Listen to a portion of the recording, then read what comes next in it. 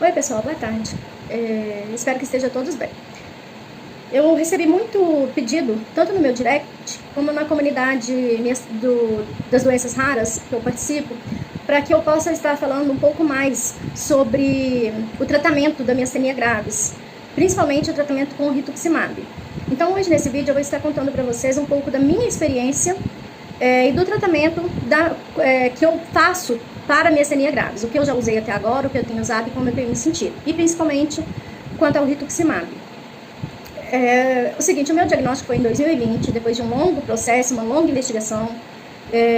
Eu sou positivo, tive anticorpos de acetilcolina, né, positivo, e final de junho de 2020 que eu tive diagnóstico.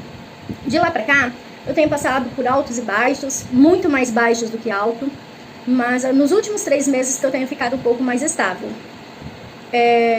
Eu fiz também a cirurgia de timectomia em 2020, em março de 2021, desculpa, e com a esperança, né, de melhora. Já me relataram também, muitas pessoas que fizeram, que essa cirurgia demora um tempo para poder fazer o resultado. Então, acredito que a minha melhora de agora possa estar também atribuída a esse tempo que eu fiz em 2021, né? Então, agora em março, vou estar fazendo 2 anos de timectomia. Já passei por diversos tratamentos, diversos medicamentos.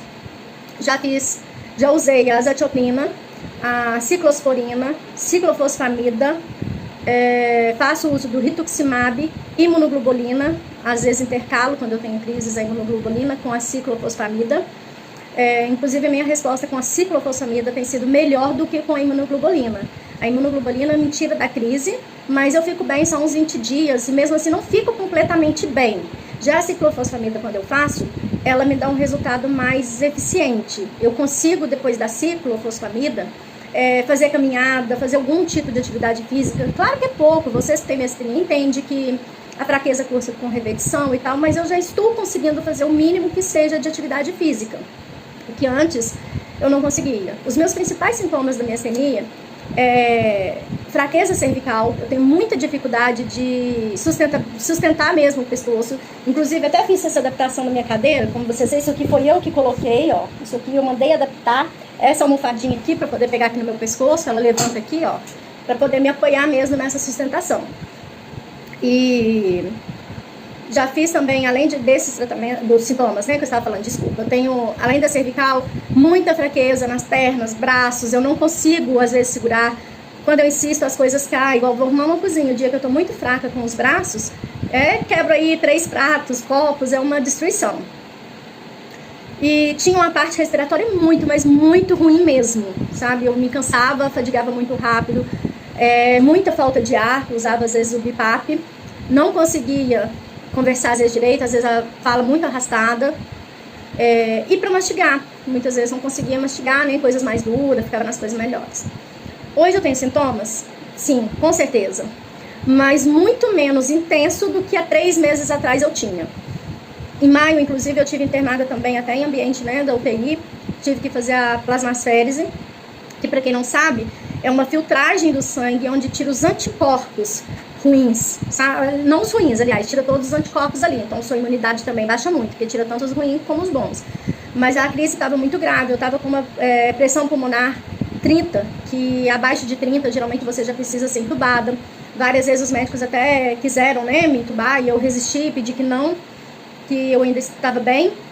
E como eu estava aguardando só a plasmaférese ser liberada, né, logo o hospital autorizou fazer até mesmo antes do plano autorizar. E com a primeira plasmaférese que eu fiz, eu já dei um resultado melhor na respiração. Então, graças a Deus, não precisei ser entubada, mas tive essa intercorrência, precisei ser hospitalizada em UTI. Depois que eu saí da UTI, em maio, pouco tempo depois, em junho, né, início de junho aí, eu vim para casa numa sexta-feira em alta. Quando fui no domingo, eu percebi que eu não estava enxergando do lado direito. Voltei para o hospital na segunda, precisei ser hospitalizada novamente, com suspeita de um surto de neuromielite óptica. Nessa internação eu fiz a pulsoterapia com os corticoides, né, e a ciclofosfamida. E aí no último dia minha visão voltou, eu consegui recuperar a visão. E depois continuaram a investigação e realmente confirmou também o diagnóstico de neuromielite óptica. Então eu tenho 2 doenças raras, miastenia graves e neuromielite óptica. Eu tive alta dessa segunda internação em junho da neuromielite num sábado, pela manhã. Quando foi sábado, 4 horas da tarde, eu comecei com muita febre, muita calafrio. E minha filha falou, mãe, eu tava com um pouco de tosse, mas era só a tosse. E essa febre muito alta. Eu tava naquele surto de Covid novamente. Minha filha falou, mãe, faz um exame de Covid. E eu fiz esse exame de Covid e realmente eu testei positivo. Fiquei em casa e tal, mas quando foi na quinta-feira eu já não consegui mais. A minha saturação chegou aí até 83, 82 e eu tive que voltar para o hospital. Precisei novamente ficar internada por mais de 10 dias aí novamente. Foi um período difícil. Mas enfim, o que eu vim falar para vocês aqui hoje é principalmente do tratamento do rituximab, né?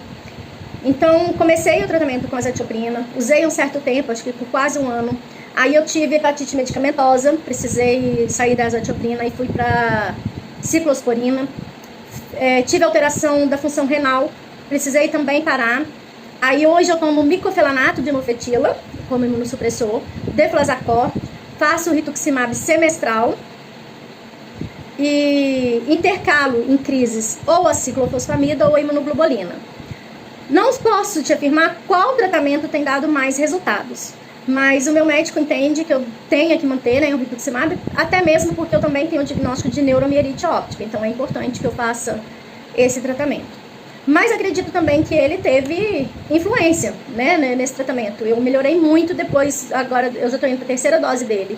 Depois da 2ª dose que eu fiz em agosto, foi que eu comecei a ter mais tempos de melhora. Como eu disse no início do vídeo, tenho ainda assim sintomas.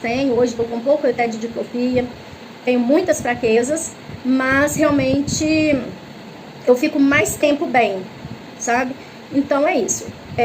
Outra dúvida que muitas pessoas tiveram, como eu consegui o rituximab? Porque na maioria das vezes, na maioria não, ele sempre é negado ou pelo plano de saúde ou pelo SUS. Primeiramente, é necessário ter um relatório médico muito bem feito, com alguns requisitos especiais para ação judicial. Então, se você está nessa situação, precisa desse medicamento, procure um advogado, né, especializado em direito da saúde, que ele vai te dar toda a orientação de como esse relatório médico deve ser feito. Em segundo lugar, de posse desse relatório médico, você vai procurar a Secretaria de Saúde do seu estado, né, da sua cidade, e dar entrada no pedido. Isso se for pelo SUS. Se for pelo plano de saúde, você vai levar até o seu plano de saúde, fazer pelo aplicativo, seja como for a solicitação desse medicamento. Diante da negativa, seja do plano de saúde ou do SUS, você vai procurar o advogado, provavelmente você já vai ter procurado, porque ele tem que te indicar como esse relatório tem que ser feito, porque o principal para você conseguir essa medicação, é um relatório que consiga explicar todo o seu quadro clínico, um monte de requisitos especiais que tem que ter para se conseguir um êxito na ação judicial. E aí, diante dessa negativa, o advogado vai estar dando entrada no seu pedido.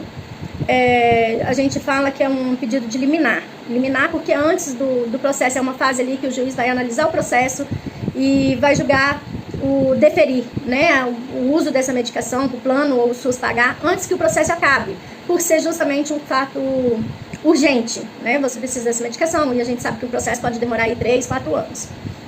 E aí o juiz deferindo essa liminar vai ter os trâmites aí. Pelo plano, o meu caso foi pelo plano de saúde. A minha liminar saiu muito rápido, foi questão de uma semana para sair a liminar. Depois da liminar deferida, que o juiz falou, não, o plano de saúde tem que pagar para ela o medicamento, eu demorei, a liminar saiu no dia 6 de setembro. A primeira infusão eu fiz 16 de outubro. Então foi aí 40 dias certinho que eu tive depois da liminar deferida o medicamento. Pelo SUS demora um pouco mais, porque o Estado... Desculpa. O Estado, ele tem um tempo em dobro para poder... Um prazo, né, em dobro no judiciário. Isso são parte da justiça mesmo. Então, o Estado, para poder responder, porque ele não sabe como que funciona, geralmente, né, um procurador que vai responder para aquele lugar, então ele tem que ir até o setor, pegar as informações do medicamento, das coisas, enfim, do processo, se inteirar, para poder responder no processo. Então, por isso, ele tem esse prazo em dobro. Então, pelo Estado, essa medicação demora um pouco mais. Mas um pouco mais aí, em torno aí, isso é muito relativo, tá? Também de estado para estado, cidade para cidade. Mas demora aí em torno aí, depois de deferido, uns 3 meses para você poder estar fazendo uso aí da sua medicação. Então é isso, espero que o vídeo... e outra coisa, para finalizar. Como é feito esse rituximab? Muita gente também tem essa dúvida. O rituximab é feito em uma clínica de infusão ou no hospital. É feito através da veia na veia, né, punção intravenosa. e por bomba, onde tem uma contagem de microgotas, chama bomba de infusão. E esse medicamento tem que ter um preparo antes de tomar. O rituximab você tem que ter um preparo com antialérgico, remédio para enjoo, remédio para dor. Eu tomo, geralmente tem um preparo um remédio antialérgico, paracetamol, um soro e um remédio para enjoo. Aí faz a infusão. A minha infusão é feita com 1000 miligramas naquele dia, em 4 horas de prazo que corre. Depois, por exemplo, se eu fizer no dia 1º, né, a primeira dose, 15 dias após eu vou repetir esse mesmo procedimento de 1000 miligramas e aí depois só 6 meses depois. Efeitos colaterais? Tem sim. Isso é relativo também cada pessoa, eu me informei, sente de uma forma. Eu tenho muita enxaqueca, muita dor de cabeça, vômito, coceira, me dá uma coceira muito grande no corpo. Fica às vezes essa coceira aí uns 2 dias, 3 dias, eu tomo antialérgico durante esses dias. Esses foram os principais sintomas que eu tive: enjoo, dor de cabeça muito forte, essa coceira. Mas tudo resolvido com medicação, entendeu? Tudo fluiu bem. Espero ter contribuído com a informação para vocês e qualquer dúvida pode me chamar aí no meu direct, pode me chamar nos meus contatos, pode perguntar. Estou aí.